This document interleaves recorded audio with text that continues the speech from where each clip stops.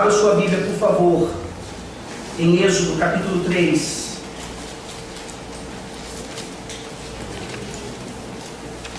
Êxodo capítulo 3.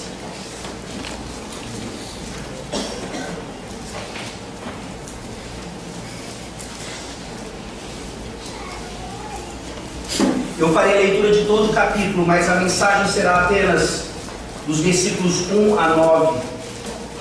Êxodo 3, de 1 a 9, é o sermão, mas a leitura até o versículo 22. Assim diz a palavra do Senhor. Apacentava Moisés o rebanho de Jetro, seu sogro, sacerdote Midian, e levando o rebanho para o lado ocidental do deserto, chegou ao monte de Deus, a Horebe. Apareceu-lhe o anjo do Senhor numa chama de fogo, no meio de uma sarça. Moisés olhou, e eis que a sarça ardia no fogo, e a sarça não se consumia.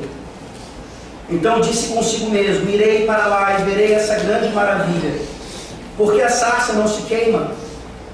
Vendo o Senhor que ele se voltava para ver, Deus, do meio da sarça, o chamou e disse: Moisés, Moisés. Ele respondeu: eis-me aqui. Deus continuou: não te chegues para cá, tira as sandálias dos pés, porque o lugar em que estás é terra santa.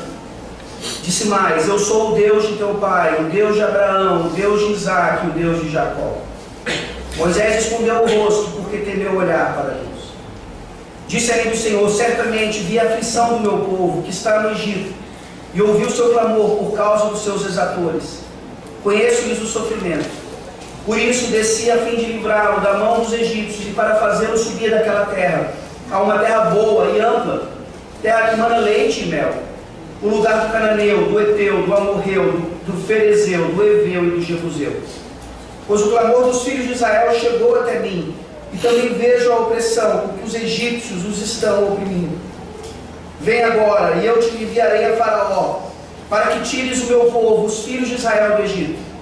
Então disse Moisés a Deus: quem sou eu para ir a Faraó e tirar do Egito os filhos de Israel? Deus lhe respondeu: eu serei contigo, e este será o sinal de que eu te enviei. Depois de haveres tirado o povo do Egito, servireis a Deus neste monte. Disse Moisés a Deus: eis que quando eu vier aos filhos de Israel, eles disserem: o Deus de nossos pais me enviou a vós outros. E eles me perguntarem: qual é o seu nome? Que lhes direi? Disse Deus a Moisés: eu sou o que sou.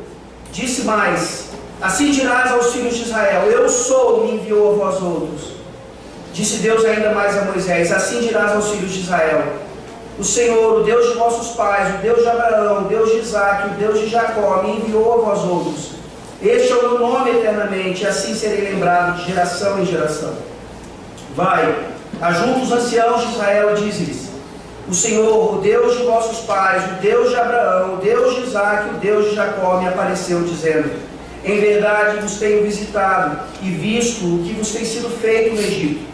Portanto disse eu: vá-vos-ei subir da aflição do Egito para a terra do cananeu, do eteu, do amorreu, do ferezeu, do eveu e do jebuseu, para uma terra que mana leite e mel.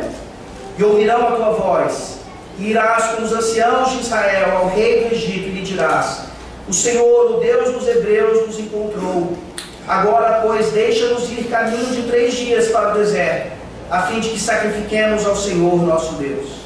Eu sei, porém, que o rei do Egito não nos deixará ir, se não for obrigado por mão forte. Portanto, estenderei a mão e ferirei o Egito com todos os meus prodígios que farei no meio dele. Depois os deixará ir. Eu darei mercê a este povo aos olhos dos egípcios, e quando sairdes, não será de mãos vazias. Cada mulher pedirá à sua vizinha e à sua hóspeda joias de prata, e joias de ouro e vestimentas, as quais porei sobre vossos filhos e sobre vossas filhas, e despojareis os egípcios. Amém. Amém. Vamos orar. Senhor Deus Todo-Poderoso, obrigado pela Tua Palavra, que é restauradora, que é confrontadora, revela os nossos pecados, para que eles sejam cobertos pelo sangue de Jesus Cristo. para aqueles ainda que nessa manhã não estão cobertos pelo sangue de Jesus, que essa palavra seja suficiente, ó Deus, para quebrar o coração deles e colocar no lugar um coração de carne, um coração novo. E que o Senhor possa, ó Deus, edificar aqueles que já estão em Ti, sabendo o quanto nos afastamos do Senhor diversas vezes e o quanto precisamos voltar e sermos ainda mais santos. Em nome de Jesus, nós oramos. Amém. Amém. Mais uma vez, chegamos àquela época do ano em que vemos pinheiros brilhantes espalhados por toda a cidade e talvez ainda, infelizmente, brilhando na sua própria casa. E por que esses pinheiros brilham nessa época do ano? Porque, dentre outras coisas, além de ser uma coisa supostamente cultural, nós, no sentido direto ou indireto, santificamos essas coisas. Santificamos aquilo que não deveria ser santificado. Tornamos importante aquilo que não deveria ser importante. Ou seja, fazemos algo que parece simplesmente demonstrar algo cultural, mas que na verdade, espiritualmente falando, está errado.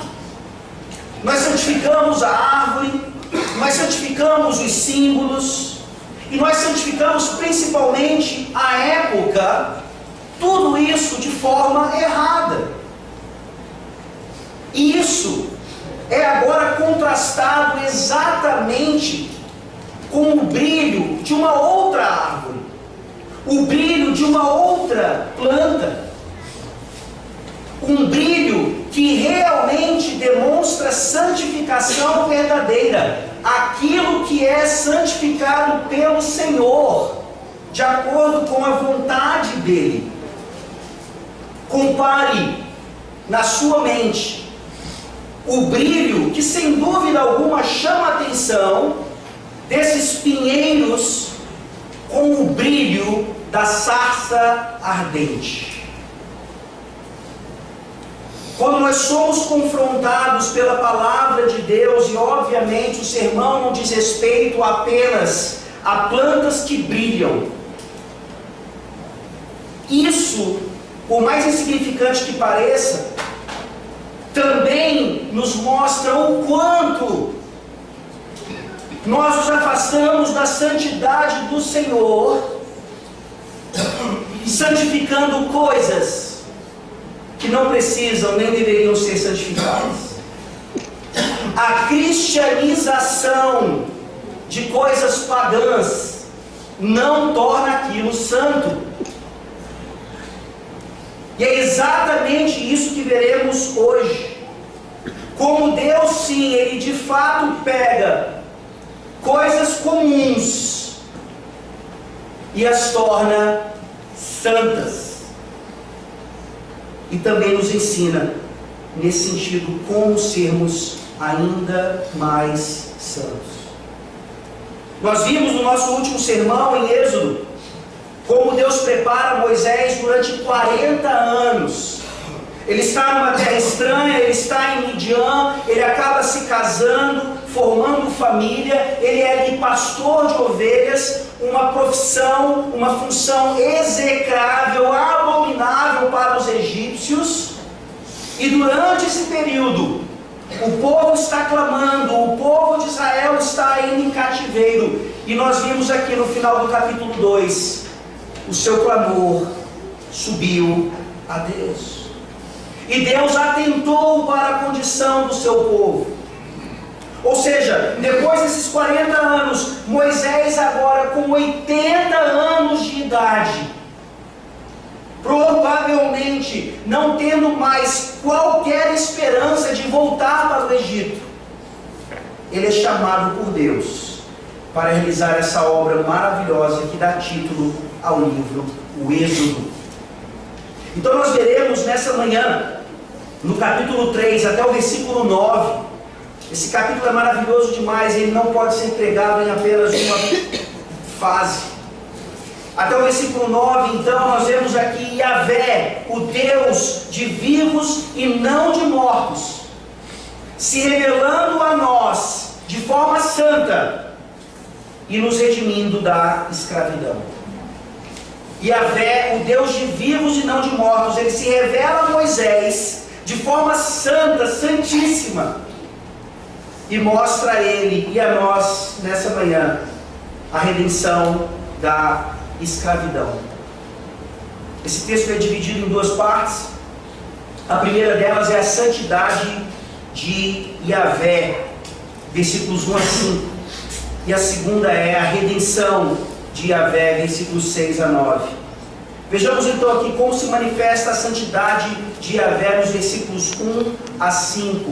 O versículo 1 é fundamental nessa transição do capítulo 2 para o 3. Diz assim: apacentava Moisés o rebanho de Jetro, seu sogro, sacerdote Midian, e levando o rebanho para o lado oriental do deserto, chegou ao monte de Deus, a Horebe. Nós vemos então aqui, como já ouvimos no último sermão, que Jetro de fato é o sogro de Moisés, e no capítulo anterior ele é chamado de Reuel. E nós vimos naquela ocasião que Reuel, na verdade, é o seu nome, enquanto Jetro é uma espécie de título. E nós confundimos isso, geralmente entendendo ou chamando o sogro de Moisés pelo seu título, ao invés de pelo seu nome, verdadeiramente. Mas aqui o contexto nos é dado. Moisés ainda está ali com aquele povo distante, não é o seu povo. O seu povo o rejeitou, ele foi recebido, acolhido por esse outro povo, e por incrível que pareça, a libertação ainda está reservada para o povo de Israel, mesmo que eles tivessem rejeitado o seu libertador, o seu redentor. E como é aqui a situação de Moisés durante esses 40 anos em Midian? Ele está levando o rebanho de seu sogro para o lado ocidental do deserto, e ele chega a um monte, descrito como um monte de Deus, Horebe. E aqui esse nome é importantíssimo, porque agora esse monte representa exatamente o que está acontecendo na vida de Moisés, e daqui a um tempo nós veremos no próprio livro de Êxodo que esse é o mesmo monte em que Deus confere ao povo de Israel as santas leis. O Monte Sinai, mais à frente. Mas por que aqui então ele é chamado de Horebe, mesmo sendo já o monte de Deus? Porque Horebe significa um lugar seco, um lugar desolado, um lugar sem vida, um lugar onde certamente nós estaríamos apenas para apacentar ovelhas, apacentar rebanhos. Mas nós não moraríamos ali, nós não habitaríamos ali. Horebe, no meio de um deserto, é ainda mais desolador. Imaginem agora a vida de Moisés. Deixou o seu palácio, o palácio de Faraó, deixou toda aquela vida regalada que ele tinha para se tornar um pastor de ovelhas e estar num lugar desolado, um lugar comum. Sem dúvida alguma, é exatamente esse homem que vai ser usado por Deus para libertar o seu povo. Vejam então como a nossa condição diversas vezes se identifica com a de Moisés aqui. Nós nos sentimos abandonados, nós nos sentimos talvez sem propósito de vida. Estamos em situações de vida desoladoras. E é exatamente nesse momento que Deus visita a Moisés. E ele o visita e a visita nessa manhã. O versículo 2 mostra como foi essa visitação. Apareceu-lhe o anjo do Senhor numa chama de fogo, no meio de uma sarça. Moisés olhou, e eis que a sarça ardia no fogo, e a sarça não se consumia. A palavra sarça não é um vocabulário ou um vocábulo comum no português. fora do cristianismo, eu creio que essa palavra ela jamais é utilizada. E mesmo dentro do cristianismo, nós nos perguntamos o que é uma sarça, afinal de contas. A gente já viu imagens, a gente já viu figuras, mas na verdade a gente não tem essa perspectiva exata, que tipo de vegetação é essa. E a primeira coisa que deve ser demonstrada aqui é que não apenas a sarça, né, é um tipo de vegetação, mas o que aconteceu com aquela sarça era algo comum também no deserto. Uma sarça que pegava fogo. Nesses 40 anos não foi a primeira vez que Moisés viu um arbusto. Essa seria a melhor definição de uma sarça, ou seja, é uma vegetação baixa, que não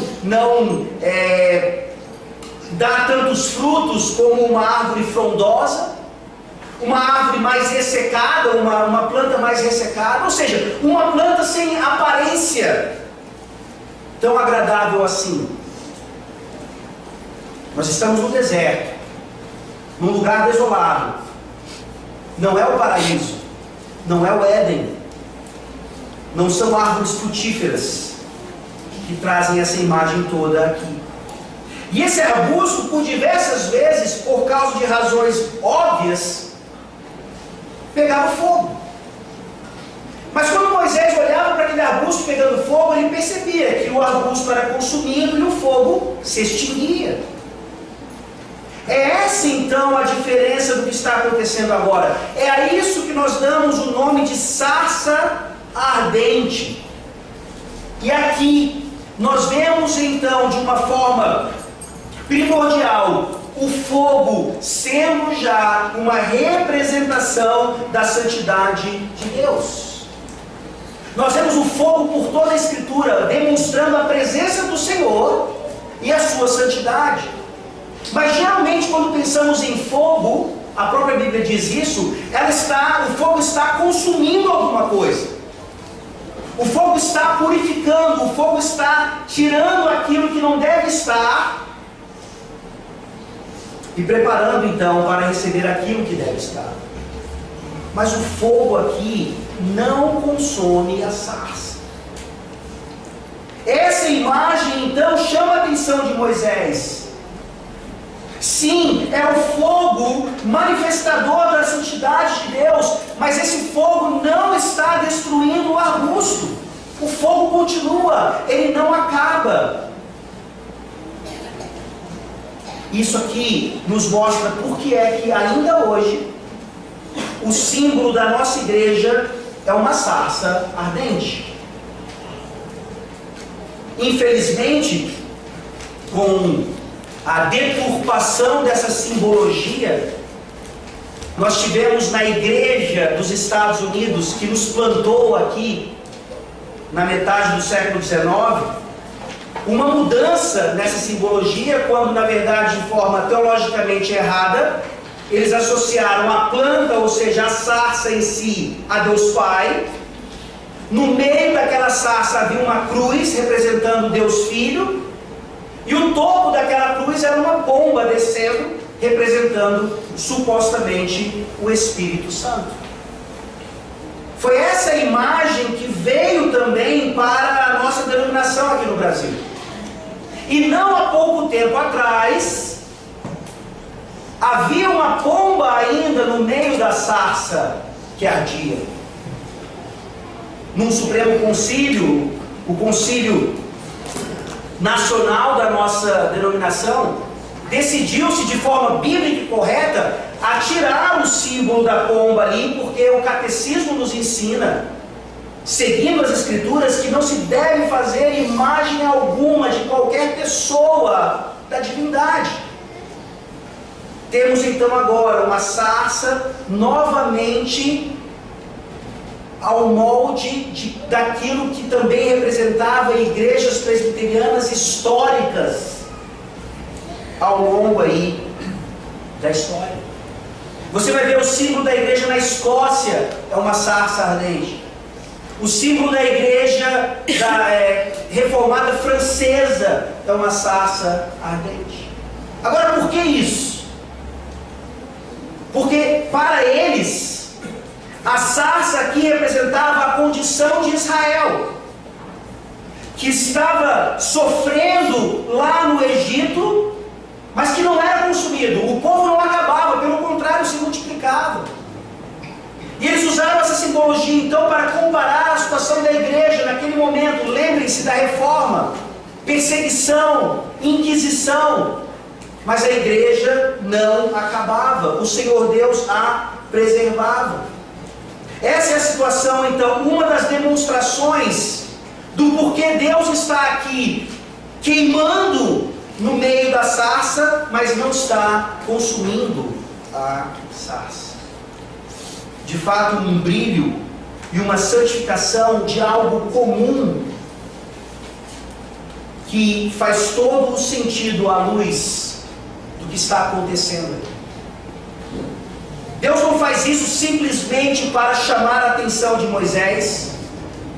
Deus faz isso porque naquele lugar comum, desolado, no meio de uma planta, sem vida alguma comparada a outras, Deus se manifesta, e o versículo diz que o anjo do Senhor está ali.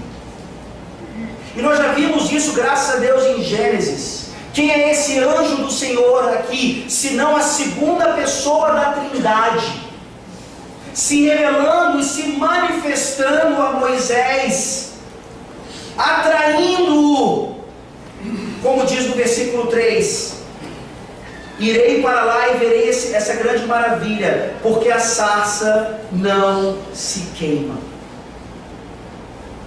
Moisés fica admirado. Moisés já havia visto esse fenômeno, mas agora é diferente. Alguma coisa está acontecendo, e o anjo do Senhor, ele nos atrai. O anjo do Senhor, ele é maravilhoso. O anjo do Senhor, ele é extraordinário. O anjo do Senhor, ele é sobrenatural. Ele chama a nossa atenção, e mais do que isso, ele fala com Moisés, e ele fala conosco.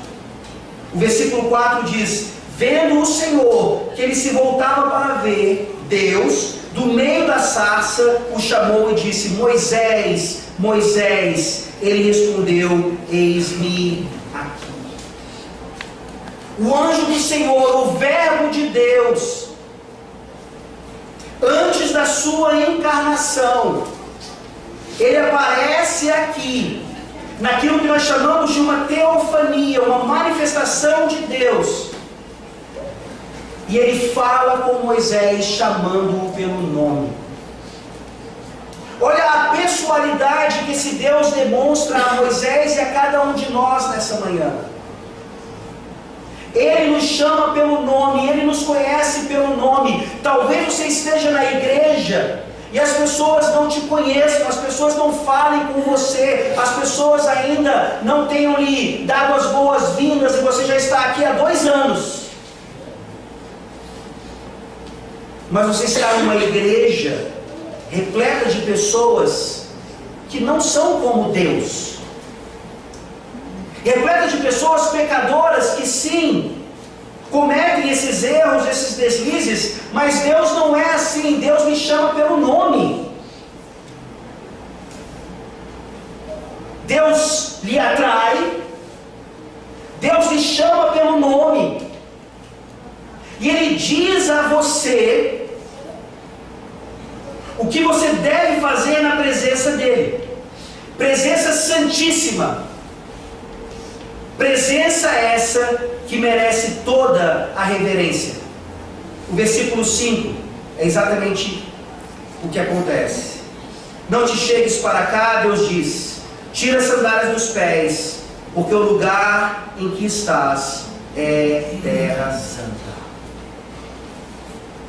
Nós insistimos em chamar Israel e aquelas regiões de terra santa, e eu insisto em dizer, não é. Assim como esse prédio não é santo, mas nesse momento ele é. Nesse momento ele é, porque da mesma maneira como Deus se revelou a Moisés ali, naquele lugar desolado, naquele lugar comum, por meio daquela árvore ou aquele arbusto, que não chamaria a atenção de qualquer pessoa, ele se revela a você aqui, lhe chamando pelo nome, sabendo quem você é exatamente, sabendo exatamente o que você necessita. Mas ao fazer isso, ele não coloca você no centro do universo, ele não trata de você da maneira como as várias religiões desse mundo, inclusive você, se trata. Deus trata de você a partir de quem Ele é. E é por isso que Ele diz a Moisés: não te chegues para cá, tira as sandálias dos pés, porque o lugar em que estás é terra santa. Mas era um lugar comum, era um lugar deserto, era um monte como qualquer outro, mas ele é chamado aqui de um monte de Deus, porque a presença de Deus está ali. É chamado agora de terra santa, porque a santidade de Deus se manifesta. Não podemos entrar na presença de Deus sem sermos destruídos. É óbvio que aqui literalmente não significa que devemos nos descalçar ao entrar nesse lugar de adoração a Deus, mas devemos nos despir. Devemos tirar as nossas impurezas. Devemos confessar os nossos pecados, como fazemos em todo o culto solene. Confessamos as nossas faltas e entendemos que o Senhor Deus nos recebe. Por quê? Por causa da segunda pessoa da Trindade. Exatamente por isso e exclusivamente por isso. Nós não somos consumidos nesse momento porque Jesus Cristo intercede por nós. Deus continua sendo um fogo consumidor, mas como Ele não consumia a sarça, Ele não nos consome agora, mas Ele é tão santo quanto. E nós precisamos admitir que não entramos na presença do Senhor como deveríamos, que não nos preparamos como deveríamos, nem sequer entendemos o que significa essa reverência de um culto chamado solene. Estamos distantes da santidade de Deus. E mais uma vez eu insisto, isso é demonstrado naquilo que nós santificamos diariamente, não só nessa época do ano. A santidade de Deus aqui, maravilhosa, purificadora, ela nos chama nessa manhã a mais uma vez esquecermos essas coisas, destruirmos os nossos postes ídolos, deixarmos a idolatria e nos voltarmos para o Senhor. No culto simples, sem qualquer parafernália, cumprindo exatamente o que Ele diz e somente isso. Porque o que passar disso é fruto da nossa vã imaginação, mesmo que seja culturalmente aceito. Deus aqui exige que Moisés se achegue até Ele da forma como Deus é, santíssimo. E nós oferecemos a Ele o que Ele merece, com toda a reverência. Essa é a santidade de Deus. Essa é a glória de Deus manifestada. E o pior é que nós, no nosso pecado, preferiríamos ver uma sarça ardendo e não se consumindo, do que receber o que está acontecendo agora.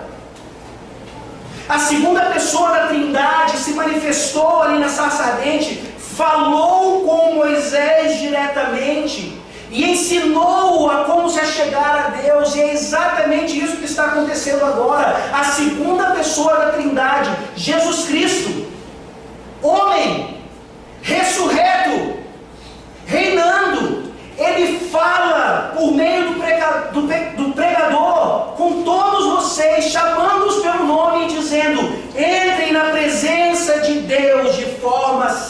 andar, Ele mesmo nos purifica. O seu Santo Espírito nos toma pela mão, e assim nós entramos e cultuamos a Deus. Sem dúvida alguma, a sarça pode representar uma igreja que é perseguida, uma igreja que sofre, mas que é preservada por causa da fidelidade de Deus. Mas talvez nós não sejamos dignos desse símbolo. Pense na sua vida. Compare-se agora com os franceses huguenotes, compare-se agora com os presbiterianos escoceses, compare-se agora com os israelitas no Egito. Nós não estamos sofrendo como deveríamos. Nós nos deixamos ser levados pela cultura. Nós não entendemos que a santidade de Deus, ela não está apenas aqui, ela sai daqui, ela vai para os nossos lares, ela vai para o nosso trabalho, ela vai para a nossa escola. E é por causa dessa santidade que nós somos rejeitados. É por causa dessa santidade que nós somos um povo separado. É por causa dessa santidade que nós deveríamos estar experimentando o fogo do Senhor, que não nos consome, mas que nos purifica. Isso nos leva então à segunda parte do texto. Deus se manifesta, Deus se revela, Ele é santo, santo, santo. Ele é santíssimo, não se pode entrar na presença dEle de qualquer maneira, mas esse Deus, Ele não usa a sua santidade para excluir, Ele não usa a sua santidade para deixar fora, Ele usa a sua santidade para atrair, para salvar, para redimir. E enquanto vemos a santidade de Yahvé no primeiro ponto, nós vemos agora a libertação de Yahvé no segundo ponto. Deus nos liberta de acordo com a sua própria vontade. Ele é quem determina como isso vai acontecer. Versículos 6 a 9. Disse mais: eu sou o Deus de teu pai, o Deus de Abraão, o Deus de Isaque, o Deus de Jacó. Moisés escondeu o rosto, porque temeu olhar para Deus. Disse ainda o Senhor: certamente vi a aflição do meu povo, que está no Egito, e ouvi o seu clamor por causa dos seus exatores. Conheço-lhe o sofrimento. Por isso desci, a fim de livrá-lo da mão dos egípcios, e para fazê-lo subir daquela terra a uma terra boa e ampla, terra que mana leite e mel, lugar do cananeu, do heteu, do amorreu, do ferezeu, do heveu e do jebuseu. Pois o clamor dos filhos de Israel chegou até mim, e também vejo a opressão com que os egípcios os estão oprimindo. Deus aqui mais uma vez manifesta o quanto seus ouvidos estão abertos ao nosso clamor, às nossas súplicas, às nossas orações. Deus aqui se revela ainda mais a Abraão, a Moisés, melhor dizendo, como o Deus de Abraão, o Deus de Isaque e o Deus de Jacó. Na história da redenção, não há momentos isolados de manifestação de Deus. O Deus que criou todas as coisas, que redimiu Adão e Eva da sua queda e da nossa queda, Ele vai salvando o seu povo em diversos momentos da história. E aqui acontece o mesmo. Moisés não é um caso à parte. O povo de Israel aqui não é um caso à parte. Eles fazem parte da história da redenção de Deus, assim como eu e você fazemos.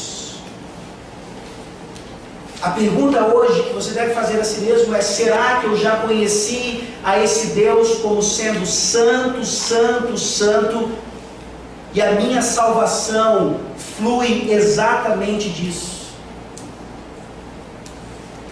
A segunda pessoa da Trindade, no anjo do Senhor aqui, se manifesta claramente a Moisés, dizendo que ele era o próprio Deus. Moisés entende isso e ele esconde o rosto, ele teme olhar para Deus.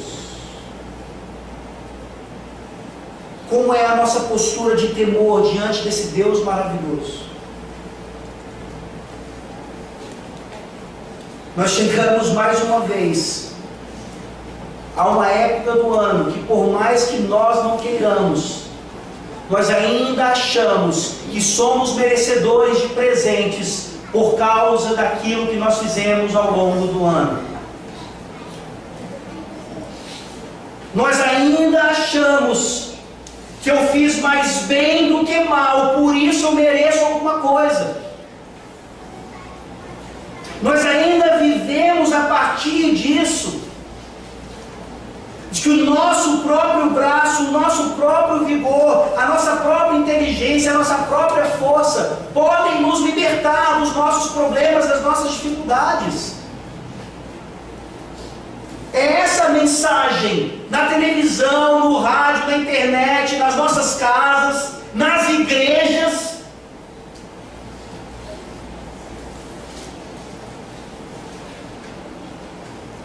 E nós olhamos para a santidade de Deus aqui. Nós olhamos para uma sarça que brilha e arde mais maravilhosamente do que qualquer outra. E nós nos lembramos aqui que o Deus do pacto, Yahvé, Ele é fiel e conhece o sofrimento do seu povo. Sim, mais um ano se passou, mais um ano de sofrimento, tantas derrotas, tantas desilusões, tantas coisas difíceis. E você pode ter certeza de uma coisa: Deus conhece o seu sofrimento, Deus conhece exatamente o que você está passando. E Ele vem até você, Ele chama pelo nome, e lhe chama para adorá-lo na beleza da sua santidade, tirando as sandálias dos seus pés, independentemente das circunstâncias.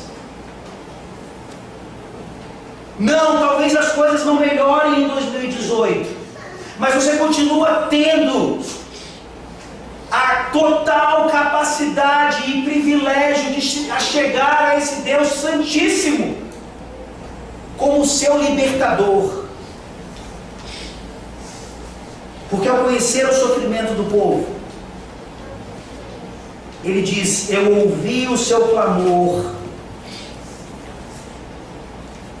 eu conheço e vejo a opressão com que os egípcios estão oprimindo. Deus sabe, Deus conhece, mas o seu fogo é purificador. Nós passamos pelo fogo, nós passamos pela perseguição, pelo sofrimento, mas a maior libertação nós já tivemos. É por isso que Ele diz, o versículo 8: por isso desci, a fim de livrá-lo da mão dos egípcios e para fazê-lo subir daquela terra a uma terra boa e ampla, terra que mana leite e mel, o lugar do cananeu, do eteu, do amorreu, do ferezeu, do heveu e do jebuseu.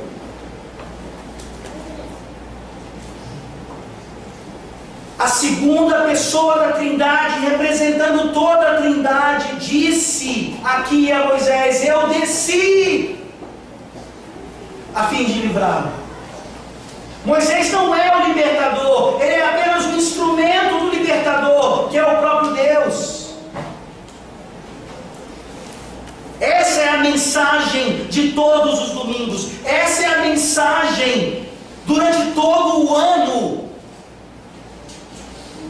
de que esse anjo do Senhor aqui, essa segunda pessoa da Trindade, realmente se encarnou, virou um homem como eu e você, desceu para nos livrar do cativeiro do pecado.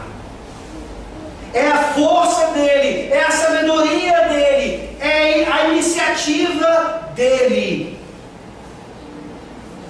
Por isso Ele deve ser adorado na beleza da sua santidade. Deus está livrando o povo aqui, assim como Ele nos livra, para uma terra boa e ampla, terra que mana leite e mel, que naquela ocasião era habitada por inimigos de Deus. Qual é a terra que Deus lhe dá? O mundo inteiro. Pense numa terra ampla, mais do que é a terra prometida, ou aquele pedaço ali no Oriente Médio. É o mundo inteiro. Na pessoa bendita de Cristo, encarnado, maravilhoso, ressurreto agora, reinando,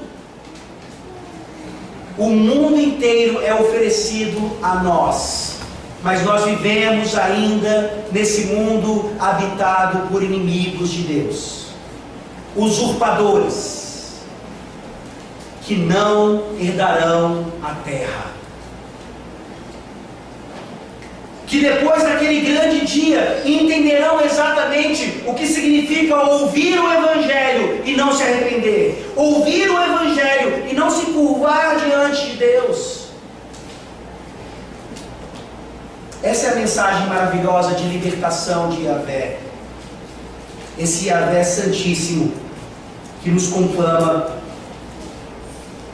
a adorá-lo totalmente purificados. Como é que o próprio Senhor Jesus interpreta uma parte dessa passagem? Eu gostaria que vocês abrissem a Bíblia de vocês, por favor, em Mateus capítulo 22.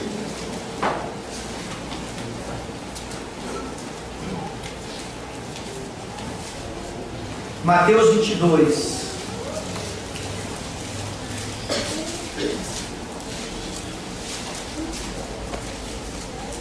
Versículos 23 a 33.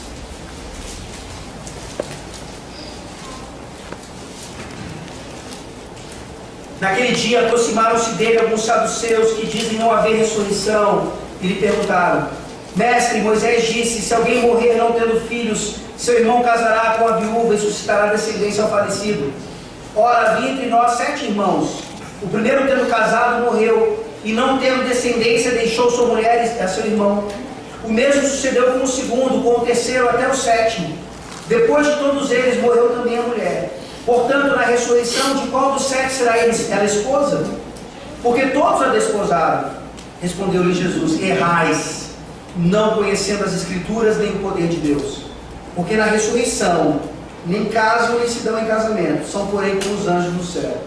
E quanto à ressurreição dos mortos, não tendes lido o que Deus nos declarou? Eu sou o Deus de Abraão, o Deus de Isaque e o Deus de Jacó. Ele não é Deus de mortos e sim de vivos. Ouvindo isto, as multidões se maravilhavam da sua doutrina. Jesus Cristo, o Verbo encarnado, Ele mesmo, tendo escrito toda a lei, sendo a manifestação perfeita dessa revelação de Deus, Ele com maestria vai para o versículo 6 de Êxodo 3, e Ele mostra ali a ressurreição que nós temos por meio desse Deus Santo. A ressurreição significando para nós a libertação plena. A libertação plena do cativeiro do pecado, a libertação plena da morte, a libertação da sepultura, a libertação do inferno.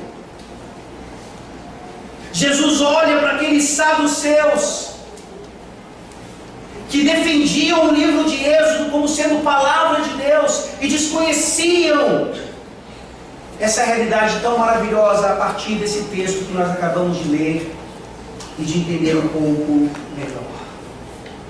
Você consegue entender então como é que nós somos identificados com uma sarça que pega fogo, mas não é consumida? Porque realmente nós somos preservados. Nós seremos ressuscitados, somos libertados da escravidão, do pecado e da morte. Porque o fogo de Deus foi derramado sobre Jesus na cruz do Calvário. E ali ele foi consumido em nosso lugar. Ali ele foi consumido. Para que nessa manhã você tenha esperança verdadeira no brilho de uma árvore que faz sentido,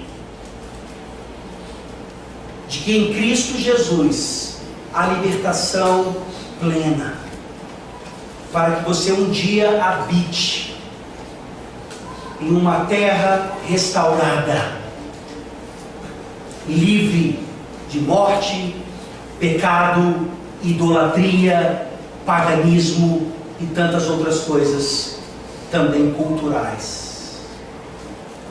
Não saia daqui nessa manhã sem receber o Senhor Jesus Cristo como seu libertador, pois nele você encontra a santidade de Deus. Vamos orar.